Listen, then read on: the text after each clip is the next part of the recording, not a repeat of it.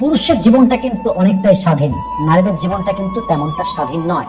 Just for example, আপনার সঙ্গে আপনার বউয়ের ঝগড়া হয়ে গেছে, আপনার মাইন্ড খুব হট, মেজাজ গরম, বাড়ি থেকে বের হয়ে যাবেন, বাইক নিয়ে ঘুরে আসবেন, সাইকেল নিয়ে বাইরে ঘুরবেন, আড্ডা দিবেন, চা খাবেন, বাহিরে বাতাস খাবেন, মায়ের কাছে যাবেন, বাবার কাছে যাবেন। কিন্তু মেয়ের জীবন কিরকম?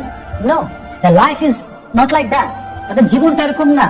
ঝাড়ি খাবে, লাথি খাবে, বকা খাবে, ঘুষি খাবে, কিল খাবে, গালি খাবে, তো ঘরের মধ্যে বন্দী, ঘরেই থাকতে হবে। আল্লাহ সিস্টেমটা এরকম করেছে, নারীকে ঘরে থাকতে হবে।